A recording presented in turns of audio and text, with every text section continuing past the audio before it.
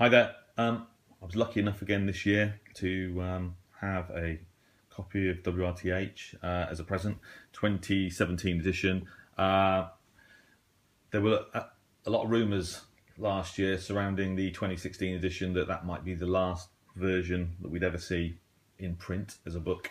So it was great that that the 2017 edition was announced. Interestingly, the publishers of this book, their offices are only 4 or 5 miles from where I live, in a place called Summertown, which is effectively on the outskirts of Oxford, the city. So anyway, the 2017 edition has arrived, and I thought I'd do a quick review. Very first thing is actually an advertisement for the BBC World Service. Live the story. What you see is only tells half the story. So good to see that they're still supporting it. I think interestingly, in the 2016 edition, this advert was actually at the opposite place, right on the very last page, 2016. The usual adverts. There you go. There's one from Nortel, the broadcast transmitter company. There's the editorial, and then a section on the WRTH contributor for 2017 is Sean Gilbert. It was an interesting read. And then the first review is the ICOM IC 7300, £1,050. That's actually a transceiver, and I haven't read the whole review yet, but I think the editors decided that this was a piece of kit that might be used by non-licensed amateurs, because it's an excellent receiver, and it got 4-star rating overall. I don't know whether that's the first time they've reviewed a transceiver on that basis, but an interesting read. And then there's a review on the Reuter Electronic RDR 55D, £3,520. What a superbly capable piece of kit at a superbly expensive price that is way beyond the budget, I guess, of a lot of people. But interesting to see a review on that receiver. Interesting, of course, also because it's also an SDR with full spectrum. In fact, you can see it here. Then there's a review on the SDR Play, which, as we know, has become really popular.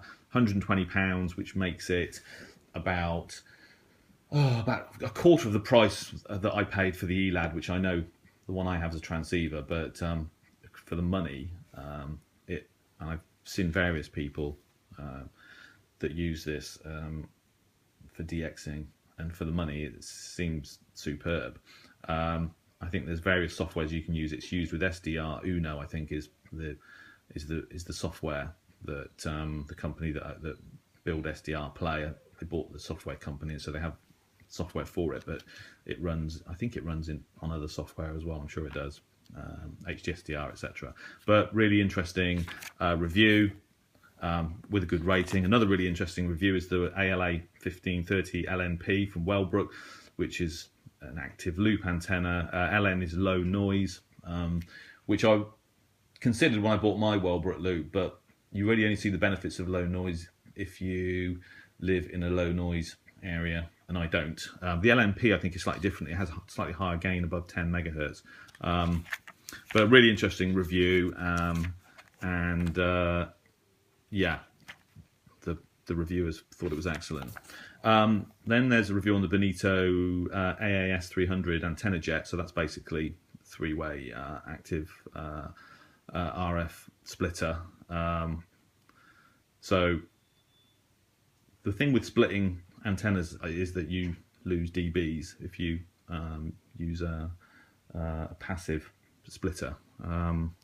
200 quid, quite a lot of money, but if you've got a sort of complex setup with multiple antennas, it might be the piece of kit for you. But quite a detailed review on the antenna jet. Then there's the receiver guide, HF receiver guide, which they do every year. It doesn't. I haven't cross-referenced it completely, but it doesn't look like it's changed very much. And then there's the usual advert from Universal Radio. There's a really interesting article on Mighty KBC, whose frequencies to Europe stopped earlier this year. And then there's an article on remote reception, quite a detailed article, which I haven't read yet. An advert for the AOR ARDV1 digital voice recorder. That is a superb piece of kit. But again, very expensive, over £1,000 in this country. CKZN St John's, station that a lot of us know very well. In fact, I got a QSL card from them recently. And then another article on a Pacific radio adventure by a guy, Rob Shepherd. An advert for Radio User magazine. I hadn't seen that before. But nice that they're in here, and Practical Wireless. Nice to see them supporting WRTH. An article on Van Fence, who worked with one of the founders, Olaf Lund Johansson, of WRTH, which perhaps some of the older members of the fraternity will find really interesting.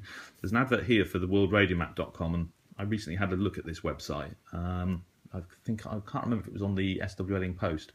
Basically, it's a map of the world, and you can, with the locations of, I don't know, thousands of web radio stations pinpointed on this map, and you can zoom in, and then more appear, and you click on the sort of pinpoint, and it will then connect to the server, and you can actually listen to the radio. So it's effectively like a globe, and you can literally just go to anywhere on the globe, zoom in, find a radio station, click on it, and it will stream if it can connect.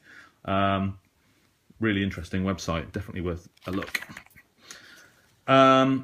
Then there's an article on the IRDR, which is the International Radio for Disaster Relief Project,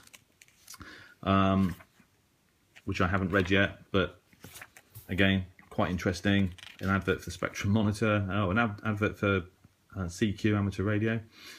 And then there's the projected high-frequency broadcasting reception conditions it's expected during the coming year, and the usual kind of matrix of most suitable frequencies. So effectively, you can look at where you're listening from, local time, or in UTC, and then this matrix tells you the most appropriate HF bands for listening to signals from various parts of the globe. Quite useful.